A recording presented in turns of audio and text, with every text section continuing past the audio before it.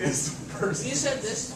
Okay, so these are the official answers, although they're not all inclusive. That's just some of the main categories, etc.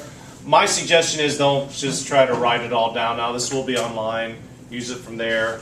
And you can copy it in if you want to. But first of all, organic toxins and contaminants. We've talked about some of these particular ones in detail. They are separated from the biological type of toxins, similar to the way we separate biomass from fossil fuels. Remember how we did that in that fossil fuels, of course, have been underground and have been under heat and pressure over a long period of time, and biological ones are ones that are recently living. In this case, organic are going to be chemical type toxins, whereas the biological ones are going to be biological. They're going to be disease-causing organisms. With organic substances, one of the things that happens is that with these once living molecules, that takes them from being something that you could eat to, well, you don't want to eat E. coli, but things that are at one time were fats and proteins and all those kind of things. The change, of course, occurred through time and heat and pressure over the millions of years, and that chemically changed these substances.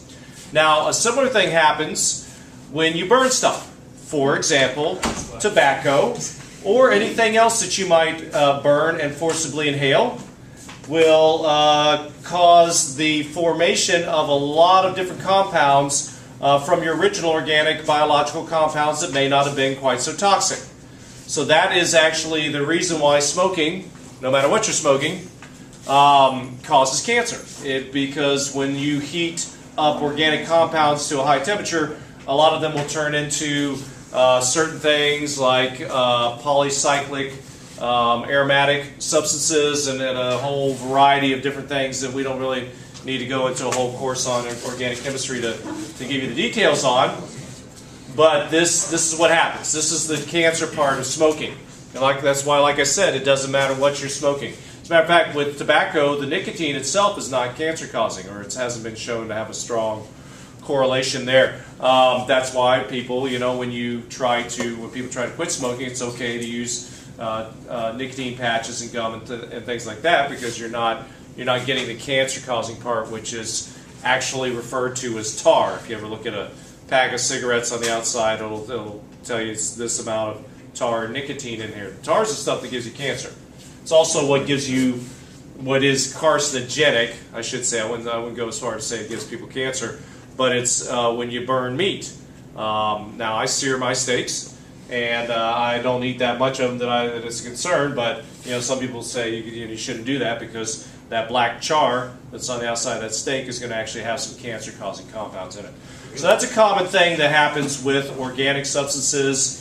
It also is why, for example, used motor oil is more of a toxic substance, you only get one here, than new motor oil. It's more of a concern with taking care of that and disposing of it properly, per se, than new motor oil, because the heat and everything from the engine is generate a lot of these types of cancer-causing and more toxic substances from there. As you imagine, of course, most of these things are from the petroleum industry, the use of petroleum-based products, including your plastics. So plastics, and there's a whole bunch of different types of chemicals called solvents that are often used in industry to clean things and used for conduction and all kinds of other types of purposes that are petroleum products, and therefore they are both toxic, or may have those toxic substances in them, as well as being carcinogenic. We'll treat those as the same thing, by the way. So the health effects, obviously cancer. Liver damage. Now notice something here. Liver damage. When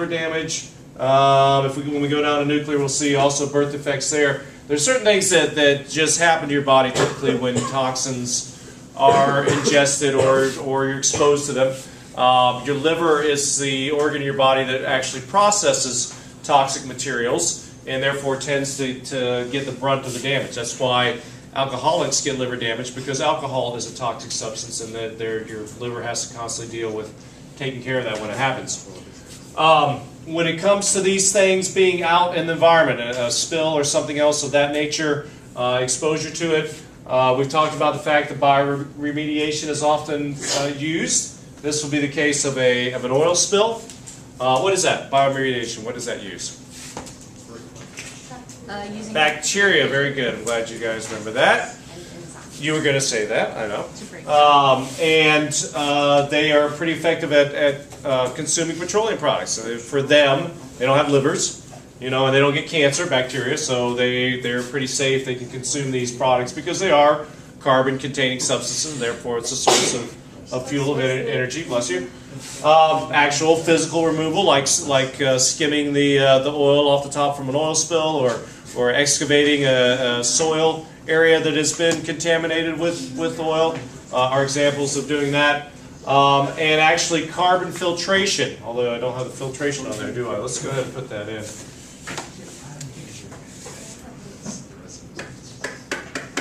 So the good old-fashioned carbon filter like you have on your sink or in a fish tank. Carbon filters are very effective, or you can use them for air filters as well. They're very effective at absorbing a number of different substances, organic ones in particular. So it's a good thing to have those, use those. And as a matter of fact, a lot of times when they have, for example, a petroleum contamination in groundwater, they'll constantly pump that groundwater up, pump it through a carbon filter, and pump it down into the ground. Only problem with this is that it does get soaked pretty quickly, saturated, and they have to switch it out, and then they have to dispose of that carbon as a toxic waste as well. But it is effective. How do we reduce it? Well, obviously reducing the use of petroleum will help. And ensuring safer storage. I mentioned that a lot of times there have been problems with leaking storage tanks. And monitoring groundwater supplies and other kinds of areas where it might be an issue. Also landfills and those type of things where products, either petroleum products or byproducts of plastic decomposition, those kind of things, can get into the groundwater, and preventing that, of course, as well. So here's just a few examples. You can fill up a page with the different types of organic compounds that are out there that are potentially either toxic or carcinogenic or both. And those are just some of the more common ones that you have there. PCBs is a general category of organic substances that contain chlorine, and you find those in pesticides and organic solvents and a number of other areas. Any questions about organic contaminants, organic toxins? Okay? So now biological these are actually going to be disease-causing organisms, typically bacteria, sometimes viruses. And we're going to leave viruses out for this particular one because that's kind of a different field altogether. But a lot of these are linked to environmental practices or anthropogenic impacts. Typically from, most of the time, raw sewage is a problem, particularly in developing countries. But we are seeing actually a lot more of these potential for infectious diseases being spread through medical waste and the improper disposal of that medical waste. So that's an issue as well. Livestock, of course, they produce waste and everything, and also we know that swine and avian flu, and we're not just talking about the waste, but these are actually organisms that can breed with either hogs or chickens, and every once in a while, the flu virus that affects them will mutate and be able to infect people. And when that happens, it's usually much worse than the regular human type flu virus that we're used to and our bodies are used to and deal with every year. So that's some of the sources of that. Diarrhea is a big one right there as far as the effects, because your body's trying to rid these if you ingest them. And of course it's a problem then, because that diarrhea, that's a source of sewage that goes back out in the sewage, and people get reinfected, and that's how an epidemic can spread very quickly when just one person in an area that does not have adequate wastewater treatment or water supply monitoring or those kind of things. As you see in a lot of developing nations, this is a problem. They also will cause liver damage just because they produce their own toxins. Bacteria, when they make you sick, it's because they're producing toxins. Either the body itself is toxic or they give off toxins. And then kidney damage is also common in things that do cause kidney infections.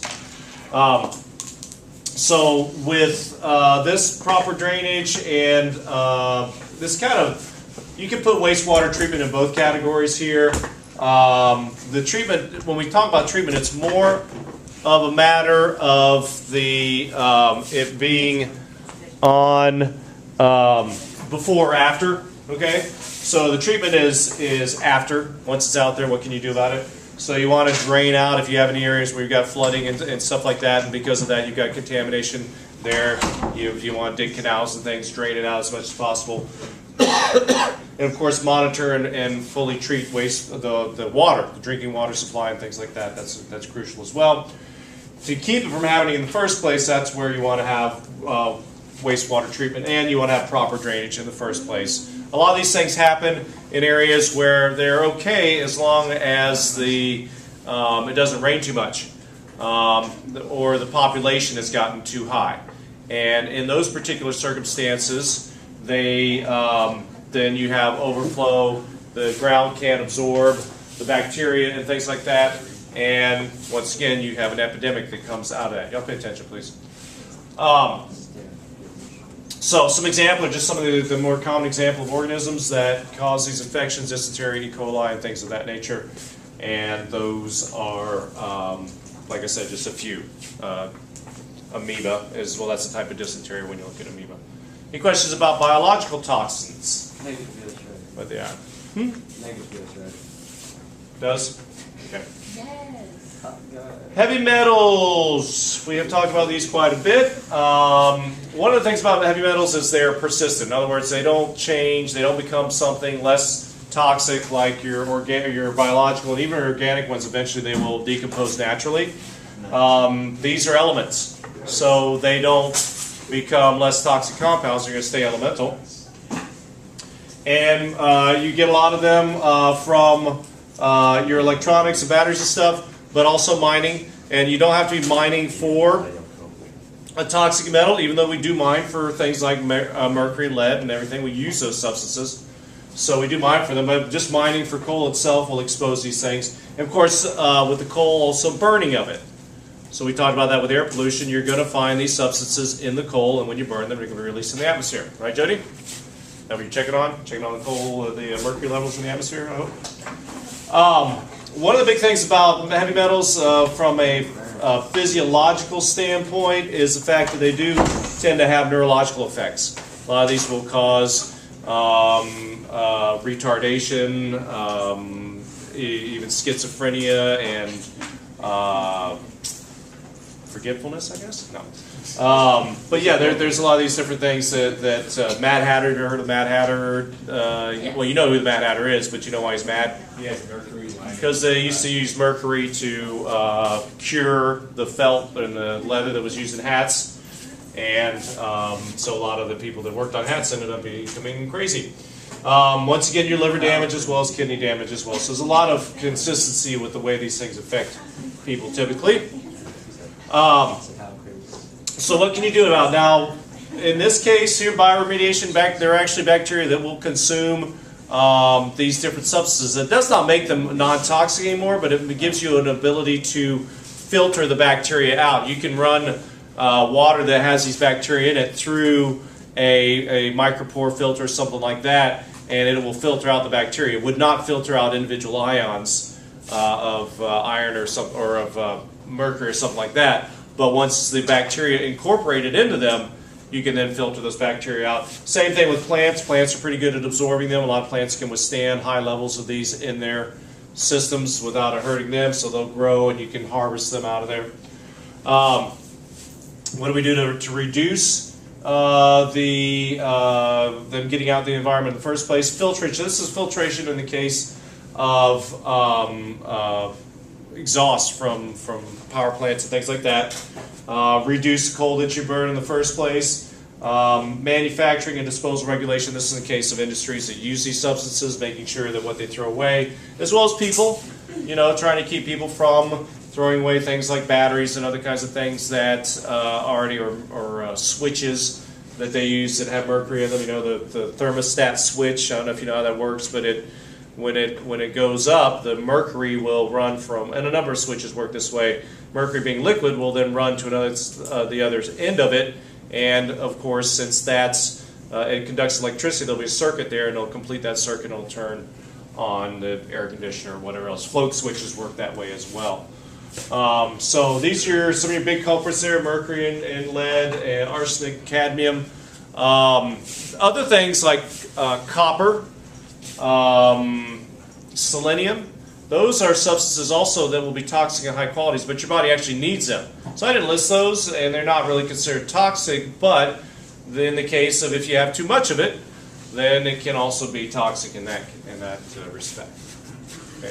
Any questions about heavy metal toxins? Okay. Last column, radioactive. Now, radioactive toxins are probably your worst as far as just complete lethality. Fortunately, there's not a whole lot of them around and out there.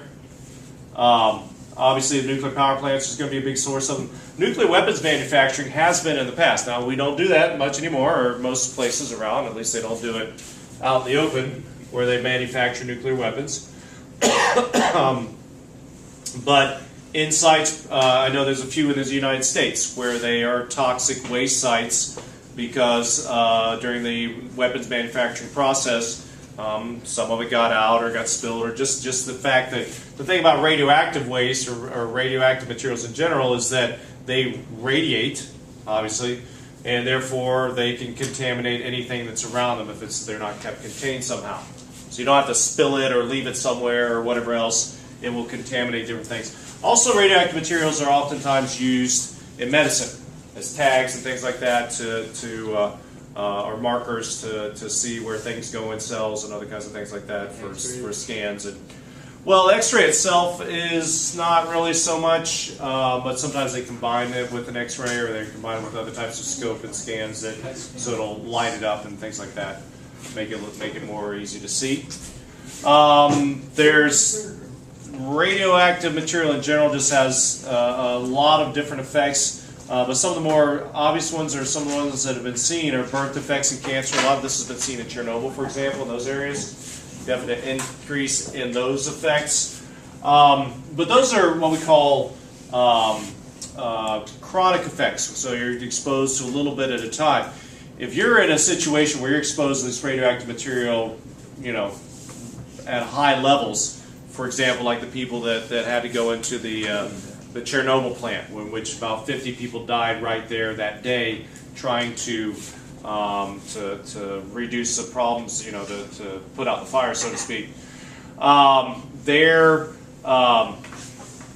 It just destroys your body. Your body absorbs these things. It travels through all your bloodstream and absorbs into your organs and stuff, and just tears them apart, literally. It's a very, very bad way to die. Not a whole lot you can do about it if it's out there, besides containing it, trying to get it back in. To reduce the potential for that happening is you need to reduce your nuclear power.